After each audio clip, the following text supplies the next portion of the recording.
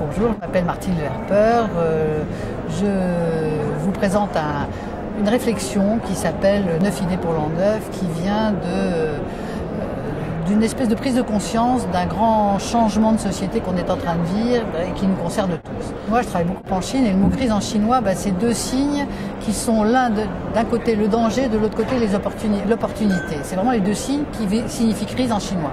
Pour moi, c'est un peu la baseline de mes 9 points, puisque c'est 9 idées, non pas pour s'en sortir, j'aime pas ce mot-là, mais pour voir le monde autrement et pour l'attaquer autrement. Le premier point, c'est le marché à une âme, le besoin d'honnêteté.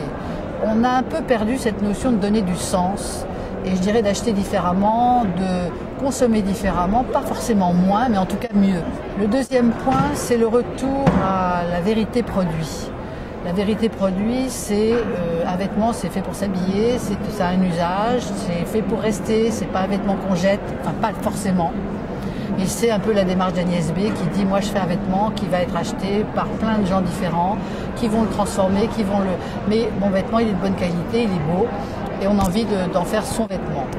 Après, le troisième point, qu'on a appelé la gravité créative, c'est de dire finalement il y a toute cette notion de transmission du savoir-faire, de l'artisanat qui va aussi bien depuis Hermès qui choisit des cuirs qu'il sait faire, que le Sage qui a été racheté par Chanel, de garder tous ces trésors qu'on a dans notre pays et qui sont finalement un fonds très valorisant. Pourquoi ? Parce que comme aujourd'hui le consommateur il zappe du luxe au pas cher tout le temps, c'est cette notion de dire finalement le luxe c'est aussi de l'art et c'est aussi de la culture. Voilà.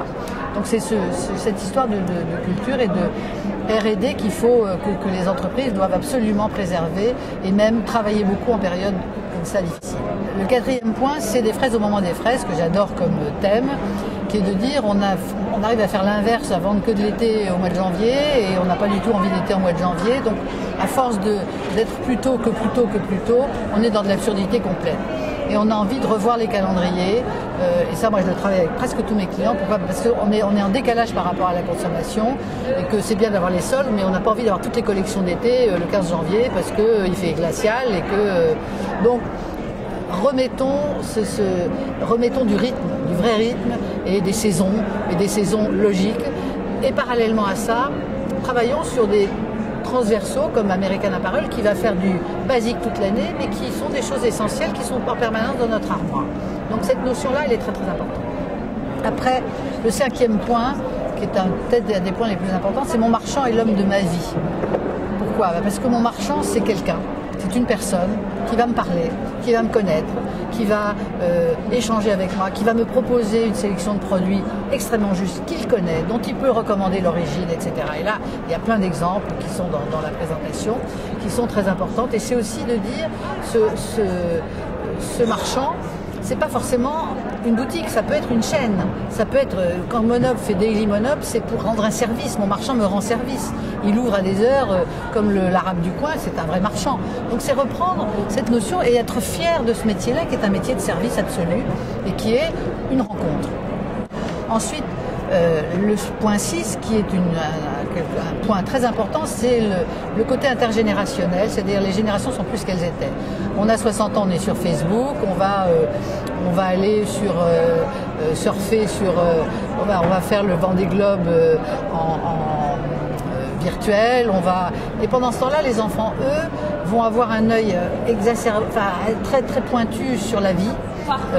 Ils vont nous dire que Barbie divorce, ils vont avoir des dessins animés où le prince charmant élit Miss Moche au lieu de choisir sa princesse, ou le crapaud c'est un crapaud mufle, non pas un crapaud buffle. Enfin, tout est un peu tourné comme ça en dérision parce que les enfants dès 10 ans ils ont un œil assez critique et ils sont très adultes. Enfin, ils sont pas adultes parce qu'ils sont quand même des enfants, mais ils ont un œil beaucoup plus grave qu'on ne pense. Le point 7, l'argent peut faire le bonheur, c'est intéressant parce que de dire que finalement l'argent c'est pas mal, hein, et que le rapport qualité-prix il existe et que quand on achète quelque chose ça a redonner de la valeur à ça, et c'est-à-dire que on sait très bien que nos porte-monnaies sont quand même assez élastiques, qu'on va faire des folies pour acheter un truc dont on a vraiment envie, qui a une vraie valeur ajoutée pour se serrer la ceinture sur d'autres choses. Donc cette espèce de barème-là, il est super important et il revient au cœur on fait un peu la diagonale du fou dans les achats, quel qu'il soit et quel pouvoir d'achat qu'on ait. Donc ça, c'est très important aussi de le savoir. Et du coup, pour les marques, ça veut dire que quand on vend quelque chose avec un nom de marque, ça a une valeur. Après, remettre la socialité au cœur des échanges, c'est le point numéro 8, qui est l'homme n'est pas un loup pour l'homme, on est quand même fait pour vivre ensemble, pour échanger, pour remettre cette notion-là. Donc on a vu depuis le début, et ça sera le point 9 qui est la conclusion, qui est ensemble c'est tout. C'est-à-dire qu'on ne peut pas rien faire tout seul et aujourd'hui, quand le monde qui nous entoure est compliqué, il faut remettre du haut, du et du co entre nous tous. Voilà.